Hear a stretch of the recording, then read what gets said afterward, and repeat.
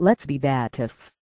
By Pastor Jack Hyles. Chapter 11 from Dr. Hyles' book, Enemies of Soul Winning. Matthew 16:16-18. And Simon Peter answered and said, Thou art the Christ, the Son of the living God. And Jesus answered and said unto him, Blessed art thou, Simon Bar-Jonah, for flesh and blood hath not revealed it unto thee, but my Father which is in heaven. And I say also unto thee, that thou art Peter, and upon this rock I will build my church, and the gates of hell shall not prevail against it. The word church here is the Greek word which means called out assembly, which, of course, refers to the local church, which is the only church in this age. There is a so-called church called the invisible church or the universal church, which supposedly is composed of all believers. But all believers cannot yet be a church and will not be until the rapture, because all believers have not yet become a called-out assembly. At the rapture all believers will become a church. Hebrews 12:23, to the general assembly and church of the firstborn, which are written in heaven, and to God the judge of all, and to the spirits of just men made perfect. The doctrine of the universal church originated with the Catholic denomination, the word Catholic meaning universal. Throughout history there has been a battle between our Baptist forefathers and the Catholic Church concerning the heresy of the universal church or invisible church. I make an issue of this because the church local, that is the unit of battle in the warfare against evil and for God and good. To bypass this unit of battle or make light of this unit of battle is to lessen our effectiveness in the warfare. Now notice Hebrews 12:22-23, But ye are come unto Mount Zion, and unto the city of the living God, the heavenly Jerusalem, and to an innumerable company of angels, to the general assembly and church of the firstborn, which are written in heaven, and to God the judge of all, and to the spirits of just men made perfect. The general assembly will be all the host of heaven, and the church will be the called-out assembly of God's people. Consequently, there is only one church on the face of the earth today, and that is the local body of New Testament believers, like the First Baptist Church of Hammond and Churches of Light Faith. Before we enter into this study or discussion, let me say that I have the kindest feeling toward all believers, and I have no desire to be offensive, though I have no doubt that this study will offend some, perhaps many. However, if we reach the people we should reach for Christ, we will have to revive the emphasis on the local churches. Because of that, the eternal destiny of men, women, boys and girls will rest in our ability to emphasize the institution that Jesus started for the perpetuation of the gospel and for the war against evil. 1. All believers do not form the bride of Christ. Many have been influenced by the interdenominational teaching that has infiltrated our Baptist churches that all believers form the bride of Christ. The simple truth is, there is no bride of Christ today, nor will there be until the rapture. The word bride is mentioned only 5 times in the New Testament. First is John 3:29, He that hath the bride is the bridegroom, but the friend of the bridegroom, which standeth and heareth him, rejoiceth greatly because of the bridegroom's voice. This my joy therefore is fulfilled. Even the casual reading of this verse shows that it has nothing to do with all Christians forming at this present time a bride. This is the only time the word bride is mentioned in the Bible until Revelation 18:23, and the light of a candle shall shine no more at all in thee, and the voice of the bridegroom and of the bride shall be heard no more at all in thee, for thy merchants were the great men of the earth, for by thy sorceries were all nations deceived.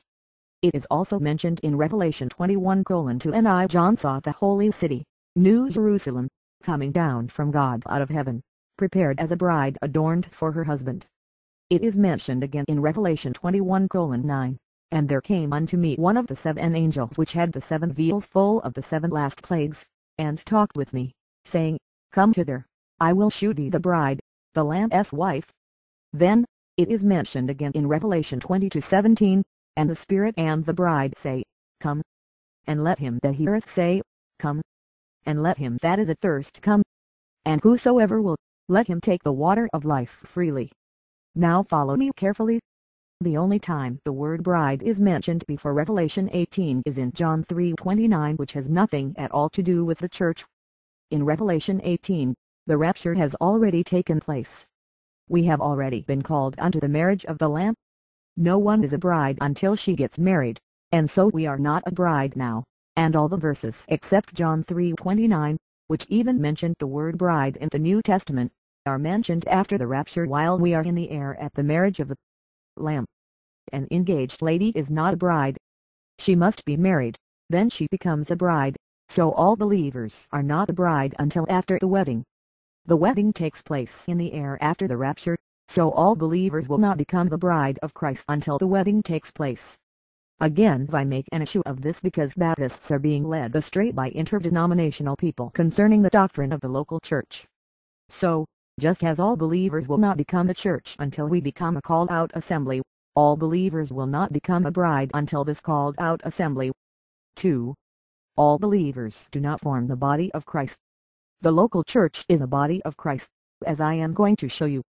Notice Colossians 1:18, and he is the head of the body, the church, who is the beginning, the firstborn from the dead, that in all things he might have the preeminence. Notice the words, he Jesus is the head of the body, the church. Now the word church is the called-out assembly. Since all Christians have not been called out to assemble, then he is talking about the only church in existence now, which is the local church. And since he is the head of the body and the church are synonymous, then the body of Christ is the local church. He is the head of the called-out assembly. Now in what way is he the head? He is the head in the sense that he owns it, like the president of a bank is the head of the bank. Christ owns the church, he is to run the church, and the church is his body in the sense of ownership of an institution. The word body is used in many ways, but it is often used concerning a group of people. This called-out assembly called the New Testament church is a group of people. They are a body of people. He is the head of that body.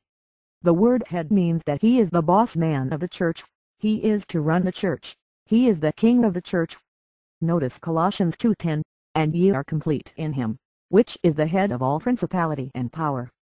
It says here that he is the head of all principality and power. Now what is the principality and power? It deals with government. Paul said that we wrestle not against flesh and blood but against principalities and powers. Jesus is the head of all principalities and powers, and the word head is the same word that is used in Colossians 1:18 where it mentions that he is the head of the church. So God is teaching us here that Jesus controls the affairs and destinies of the world. He puts up kings and sets down kings. He is the one who is going to end up as king of the entire world. Now in the same way that he is the head of principalities and powers, he is the head of the church, as is told us in Colossians 1:18. That means he runs the church, he is the boss of the church, he is to be the ruler of the church. The church is his body, like someone would say, that's my coat. This is my tie. This is my pulpit. This is your microphone. This is your building. That's my home. This is my car.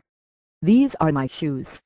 In the same way, the church is his church, his body, because he owns it. It is a body of people who are owned by him. It belongs to him and he is the head. 3.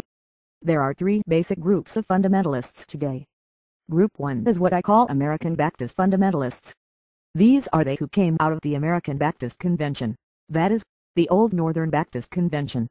These fundamentalists are basically your conservative Baptists and General Association of Regular Baptists. Both of these groups came out of the American Baptist Convention. Group 2 I call Protestant fundamentalists. These people came out of the Protestant denominations. They came from the Presbyterians, the Methodists, the Episcopalians, etc. Basically they are the interdenominational people today. They have started many Bible institutes, Bible colleges, etc. These are not bad people, they are fine people. I'm not trying to criticize them, I'm trying to identify them and name fundamentalism. Group 3 is what I call Southern Baptist fundamentalists. These are they which came out of the Southern Baptist Convention or were influenced by someone who did. In this group we have the Baptist Bible Fellowship, the World Baptist Fellowship, those who were influenced by Dr. J. Frank Norris, Dr. Lee Robertson, and in latter years Dr. Bob Great, myself and others who were Southern Baptists who left the convention. These are the main groups of fundamentalists during this and the past generation. 4. Notice the identification of each of these 3 groups. Group number 1 came out of the American Baptist Convention basically because of the Bible. They got tired of the liberalism of the American Baptist Convention and withdrew.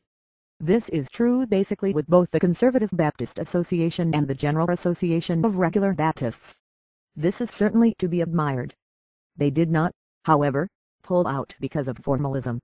They retained their formalism to a great extent. Likewise, they did not pull out because of church organization. Therefore, they, to a large degree, retained the same type of church organization as the American Baptists. Group number 2 likewise pulled out because of the Bible, because of the liberalism in the mainline Protestant denominations, and not because of church organization or formal worship. Group number 3 withdrew from the Southern Baptist Convention not necessarily because of the Bible. 30, 40 and 50 years ago, when group number 3 withdrew from the Southern Baptist Convention, most Southern Baptists believe the Bible to be the Word of God. We withdrew because we could not put up with the worldliness, the formalism and the high church organization of the Southern Baptist Convention. We pulled out because of differences on standards, pulpit leadership, prophecy, worldliness and formalism. This means that groups number 1 and 2 have more in common today with each other than either does with group number 3. Group number 3 is the old-fashioned preaching crowd, the hellfire and brimstone group. Because of this, the action in fundamentalism has been basically in group number 3. The emphasis on soul-winning, evangelistic preaching, standards, separation from the world and informal worship services have come largely from group number 3. Group 3 would agree with groups 1 and 2 on the Bible, but would not agree on type of worship, standards, separation, etc. Since one of the main things that separated groups 1 and 2 from group 3 is evangelism and soul winning, most of our growing churches have come from group number 3, because, whatever errors the Southern Baptist Convention had, they, at least, in years past, preached the gospel. They did not have the high church organization, and they had, to some degree, evangelism and soul winning. Though there are many admirable things about groups 1 and 2, they, nevertheless, have not had the emphasis on the old-time gospel preaching, the old-time religion, informal services and strong evangelism and soul winning as has group number 3. Again, this does not mean we should not love them or even like them, but it is far better that group number 3 works within its own boundaries and circumference, loving and appreciating groups 1 and 2 and thanking God for them, but basically training its own preachers and doing its own work. 5. Group 3 built few schools in which to train their preachers. Because of that, we sent our students to group number 2 to go to college and to be trained for the ministry. They came back with a belief in the Bible, but with formalism, different music on Sunday morning from that on Sunday night, error concerning the universal church, and with influence from group number 2. Because of this, an interdenominational influence has crept into our Baptist churches.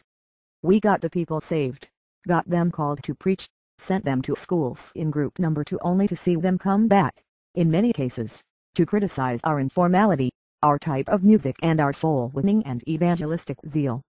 Group number 3 has helped to populate the schools of group number 2. However, in the last few years, group number 3 has been building colleges. It is now possible for group number 3 to train its own preachers, and while we should have a high regard and a sincere love for those in groups 1 and 2, we should, nevertheless, train our own, thereby avoiding the influence of interdenominationalism, formalism and oftentimes weak standards coming from the group 1 and 2 schools. 6. Group number 3 has failed to publish enough books and literature. I was in a church recently pastored by a fundamental preacher. He has one of the fine churches in America. I looked at his library. I picked out 15 books. To my surprise, 13 of his books were written by group number 2. 2 of his books that I picked at random were written by one man in group 3, and I am that man. We have sent our preacher boys to group 1 and 2 schools to be trained. They have come back and eluded our Baptist heritage. They have come back mixed up on the doctrine of the church. They have come back having been taught the certain form of church organization that we believe not to be scriptural. They have been taught that churches should be operated by committees, and in some cases, they have been taught to wear a gown while preaching on Sunday morning. Let me emphasize that I am certainly not angry, nor do I feel negative toward fundamentalists in group 1 and fundamentalists in group 2, but there are philosophical differences that should cause each group to educate and train its own preachers and likewise to write its own literature. I came home from this church where the pastor had 13 of the 15 books that I picked written by Group 2. I was shocked. So at random I picked 15 books from my library. To my amazement, all 15 were written by Group 2. Consequently, I have encouraged our Group 3 brethren to write books and literature. It's a natural thing that preachers in Group 3 do not write. Most of us are busy winning souls and building churches, so we have left the non-aggressive people to write the books that train the aggressive people to be non-aggressive. I'm suggesting that we coexist, but let each group stay within its own group as far as training is concerned. Let us fellowship with each other, but not organize together. Let us keep peace from a distance rather than up close. Let me illustrate. One of the largest churches in America became pastorless. The former pastor had served for over 40 years and had built one of the great soul-winning churches in America. He was one of the founders of Group 3, having pulled out of the Southern Baptist Convention and having led many others to do the same. The church sought another pastor. They chose a pastor from Group 1. He was not a bad man. He believed the Bible, but his beliefs about church organization, red-hot evangelism, etc. were different from his predecessor, and the church was harmed greatly because of his ministry. The church certainly should have had a warm feeling toward this pastor, though he was a member of Group 1, but they would have been very wise to have called a member of Group 3 to be their pastor. We must fill our next generation with independent, New Testament Baptist churches that are informal in their services, evangelistic in their fervor, soul-winning in their practice, and independent in their spirit. At this writing I am 66 years of age. I have pastored the same church for over a third of a century. I realize that before many years I must step down. I constantly keep before my people the importance, not only to call their next pastor from the ranks of a Bible-believing group, but also from the ranks of a group that agrees with the First Baptist Church on types of public services, the King James Bible, separation, standards, soul-winning, evangelism, the old-time religion and old-fashioned preaching. This church is a perfect example. First Baptist Church of Hammond 35 years ago was a member of Group 1. It was a church that had been influenced by the American Baptists and later by the Conservative Baptist Association. These were good people. My predecessor was a fine man who believed the Bible, but he preached in tails and striped pants. The church services were ultra-formal. There were 22 committees. The church was highly organized, far beyond the New Testament pattern. I was not their type of preacher. They contacted me. I felt led to come, but bedlam broke loose. I was Group 3, they were Group 1. Because they loved me and believed in me, the great majority of the people went with me, though not totally understanding my position or philosophies. Now through the years we have had a strong Group 3 church, but it took a war to make it so. When I was a young man in Texas, we were proudly Baptists. We loved the interdenominational people but did not run with them. We loved American Baptists but did not run with them. We loved the General Association of Regular Baptists and the Conservative Baptist Association, but did not run with them.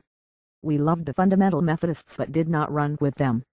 We thanked God that they preached the gospel, but the doctrine of the local, New Testament church meant something to us back in those days, and the doctrines of informality and separation and standards meant something to us.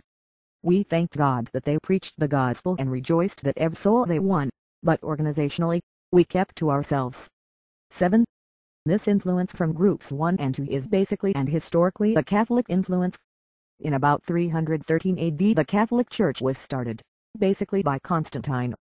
In the years following 1530, there was what we call the Reformation. The Protestants came out of the Catholic Church. These Protestants included what we now call Methodists, Presbyterians, Congregationalists, etc. However, Baptists never came from the Catholic Church. Baptists came from Jesus himself, who founded Baptist churches, or should I say he founded the First Baptist Church. Though the Reformation was led by some great men such as Calvin, Luther, Savonarola and others, these great men were not a part of our Baptist crowd. In fact, they persecuted our crowd. In some cases, our Baptist brethren were martyred, and in some cases they were martyred by Protestants. I teach our Giles Anderson College preacher boys to read the lives and biographies of the Reformers but not to read the sermons of the Reformers. Find their work be thick, study their character, read their biographies, but not their doctrine. Read the doctrines of Baptist preachers. As I understand Revelation 17 and 18, the Roman Catholic Church is the mother of harlots mentioned there. Now if you are the mother, you have to have children. So, the Catholic Church gave birth to some children. Who are they? The Protestants. Now with the passing of the centuries, the Protestants had some babies. Who are they? The interdenominationalists, or what I called previously the Protestant fundamentalists. Now just as the Protestants pulled out from the mother on the doctrine of justification by faith, they did not pull out from the mother in many other areas. They still favor their mother. Now from these children of Catholicism were born other children. These are the interdenominational churches, and though they certainly are to be admired because of their stand and their withdrawal from Protestantism as it became liberal, they, nevertheless, still favor Mama, and in some cases, they favor grandmother. So today we have the Baptists who have been here since Jesus started the First Baptist Church. We have the Catholics, the mother of harlots, and we have the Protestants, her children, and we have the interdenominationals, the children of the Protestants and the grandchildren of Catholicism. So, as the interdenominational schools and literature have influenced our Baptist churches concerning formalism, the doctrine of the church, church organization, etc., so did the Protestant churches influence the interdenominational churches, and likewise did the Catholic Church influence the Protestant churches. So our formalism comes from the Catholics by way of the Protestants and the interdenominationalists. Again let me say that we should feel no animosity toward these our brethren in Christ, and we should realize that we are brothers and sisters. We should love each other, but as far as our church affiliation and church relationship is concerned, we should stay with the churches patterned after the church that Jesus started. There are members of Baptist churches who are at this very moment upset with me, even as you read this chapter, and I'm not surprised. You have not been trained to be a Baptist, and you are living proof of what I am teaching in this chapter. We live in a nice neighborhood. We have good neighbors. We speak to our neighbors. We are kind to our neighbors. We love our neighbors, but we don't eat with our neighbors, live with our neighbors, or sleep in the same house with our neighbors. Does that mean we don't love them? Of course, it doesn't. In no way am I suggesting that we not love and thank God for other Christians who are members of groups 1 and 2, or for that matter, another denomination, but we should be proud that we are Baptists, just like we are proud of our families. 8. Churches should start schools. Schools should not start churches. The only institution that has been promised divine perpetuity is the New Testament church. No school has been made that promise, so if a school controls a church, there is no promise that that school can have divine perpetuity. If the church controls the school is under the canopy of that promise. Christ is head of the church, not the school, so consequently, if the church has a school, that school does not have to die. It may choose to die, but it does not have to die. If a school starts on its own, it has to die. It may live for a while and serve for a while, but it does not have the promise of divine perpetuity. Suppose a group of churches starts a school. Again, it is outside the promise. The local church should start the school, not only so it may live but because it may stay stronger. If 10 churches start a school, the school will be just as strong as the weakest link. Now I'm not criticizing the school if it lives for just a while, but it does not have the promise of divine perpetuity. 9. A fundamentalist is one who believes in the faith and practice of the original purposes and doctrines of an institution. To put it another way, a fundamentalist is one who returns to the original faith and practice of any organization. You can have a fundamentalist Mason, a man who is a Masonic Lodge member who returns to the original faith and practice of the Masonic Lodge. You can have a fundamentalist member of the Parent-Teacher Association. You have fundamentalists in Iran. If you are a Catholic, you go back to Constantine in 313 AD. If you follow the faith and practice of the original intents of the Catholic Church, you are a fundamentalist Catholic and go back to 313. If you are a Lutheran, you can be a fundamentalist Lutheran and go back to 1530 and the original intent of Martin Luther and the Lutheran Church. If you are an Episcopalian, you can go back to the original faith and practice of the Episcopalians in 1531 and be a fundamentalist Episcopalian. If you are a Presbyterian, you can go back to the original faith and practice of the Presbyterians when they were founded in 1540 and be a fundamentalist Presbyterian. If you are a Congregationalist, You can go back to the faith and practice of the Congregationalists when they were founded in 1603 and be a fundamentalist Congregationalist. If you are a Methodist, you can go back to the faith and practice of the Methodist Church as it was founded in 1765 and be a fundamentalist Methodist.